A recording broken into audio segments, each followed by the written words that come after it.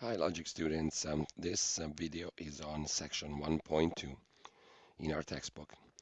The purpose of that section is to help us distinguish between arguments and linguistic structures that might seem to be arguments but are not. It's very important to be able to distinguish between passages that contain arguments and passages that contain something else, and there are many different things that you can do with language.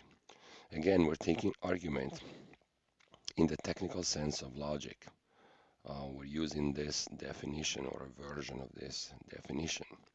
When you say that you're dealing with an argument, what you mean is that you're dealing with a set of statements where one of those statements, which you can call the conclusion, is affirmed on the basis of the other statements, which you call the premises. So the idea is that the premises of an argument give you the evidence, the support for the conclusion. It's only if a passage exemplifies this type of structure that it is an argument. Otherwise, it is something else. For example, look at this passage. Total global advertising expenditures multiplied nearly sevenfold from 1950 to 1990. They grew 1/3 faster than the world economy and 3 times faster than world population. In real terms, spending rose from $39 billion in 1950 to $256 billion in 1990, more than the gross national product of India or than all third world governments spent on health and education. The purpose of this the purpose of this passage is not to make an argument. This is not an argument. The purpose of this passage is to inform the reader, is to give information concerning the rise in total global advertising expenditures. The passage gives you data, it gives you information, but it's not trying to convince you of the truth of a particular claim on the strength of other claims that are made. So the argument is not present here. What is present here is just a report. We have a report of certain facts. Our textbook actually distinguishes a number of what it calls simple non-inferential passages, so passages that don't contain arguments. So the report is a type of non-inferential passage, but there are several others that you can look at in the textbook. There are warnings, pieces of advice, statements of belief, loosely associated statements, and expository passages. There are so many different things that you can do with language, and so it's important to be aware of all the things that you can do besides giving arguments. Now, probably most people who know the definition of argument would be able to look at this particular passage and see that it's not an argument. The problems arise when you have passages that sound awfully like an argument. And so you may find yourself in a situation where you're not completely sure whether you're dealing with an argument or with something else. In particular, there are 3 types of structures that might easily be confused for arguments or with arguments. So let's look at those. They are illustrations, explanations, and conditional statements. Here are some examples of illustrations. Mammals are vertebrate animals that nourish their young with milk. For example, cats, horses, goats, monkeys, and humans are mammals. Or look at this other example. Whole numbers can be represented as fractions. Thus, 2 can be represented as 8/4, and 5 can be represented as 15/3. Now, especially the second example, it seems to have something in common with an argument. It might be mistaken for an argument because, for example, there's this word, thus, here, that normally is a conclusion indicator for an argument. But here the wording would be misleading because the purpose of this passage is to present you with a general principle or definition, and then to give examples that illustrate that general principle. So an illustration is a passage that presents you with a general principle or a definition, and then gives you examples of things that fall under that general principle, that exemplify that definition. And normally there's something in between. First comes the general definition: mammals are vertebrate animals that nourish their young milk. Then there are words like for example, for instance, or thus. And then there are the examples. There's usually a list: cats, horses, goats, monkeys, and humans.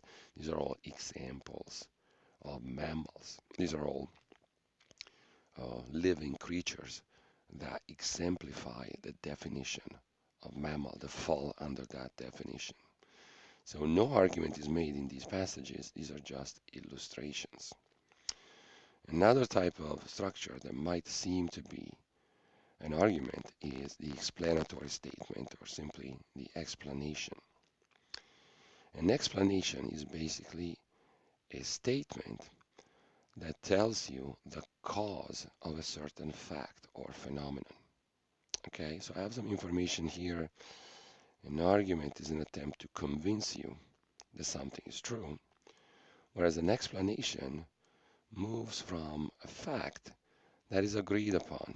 It's not controversial. It's right there for everybody to see. And it gives you the cause or the causes of the occurrence of that fact. So explanations assume that something happened and explain it in the sense of stating what caused those events. Whereas arguments attempt to show that something is the case that you may or may not believe. Look at these examples of explanations. Since you stayed on the beach all day, your nose is peeling in that ugly way. Okay, here, if a person has, a nose that is peeling because of sunburn, certainly they would know, and everybody would know. It's something that is obviously in front of everybody's eyes. And here, the purpose of this passage is to say that the reason why, the cause of the fact that this person's nose is peeling, is that he or she stayed on the beach all day. So the purpose here is to tell you the cause of a certain burn. Similarly, here we have another explanation. We're sitting in the dark because you forgot to pay the electric bill. So when people have no electricity, they know. There is no argument that needs to be made to convince them of that fact. But here, this passage states the cause of the fact that people are sitting in the dark. Finally, there's another type of structure that might seem to be an argument, but in reality it is not. And it's the conditional statement. A conditional statement is a statement that has the form if, then. When you say that something is a condition for something else, when you say that if A occurs, then B occurs, then you're making a conditional statement. This is not an argument. It should not be confused, with an argument. You shouldn't think that because the word then occurs here, the premise is the battery is charged, and the conclusion is the car will start. And the reason why this is not an argument is actually very simple. That it's that it's not a set of statements. It's a single statement.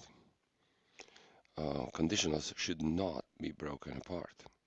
They make a single claim, not two claims. I try to explain it here. This statement we just read, if the battery is charged, then the car will start. It doesn't say that the battery is charged. And it doesn't say that the car will start.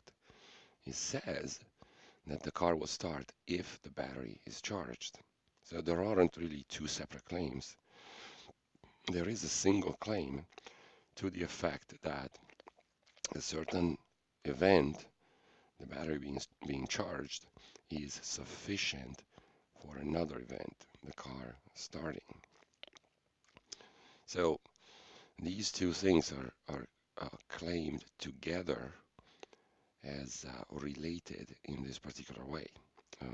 What you have here is a single statement, not a set of different statements. This is what is called a compound statement. A single statement is put together by connecting together two distinct statements. But the bottom line here is that a conditional is not an argument.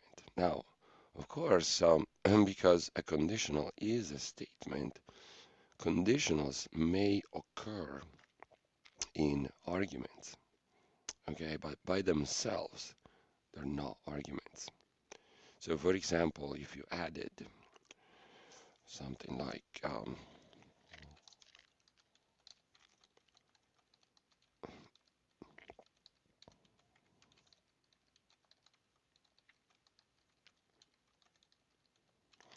now you have an argument. This conditional is taken as the first premise, and then you add another premise, and you draw a conclusion at the end. But so conditionals can occur as premises or even as the conclusion in an argument, but if you have them by themselves, they're not arguments. This is not an argument. So I hope you will do as many as possible of the exercises at the end of section 1.2 because there are many different passages there, and obviously you have to learn how to distinguish the ones that are arguments or contain arguments from the ones that are not arguments, and pay special attention to illustrations, explanations, and conditionals because these are the most difficult ones to distinguish from arguments. I'll talk to you in the next video.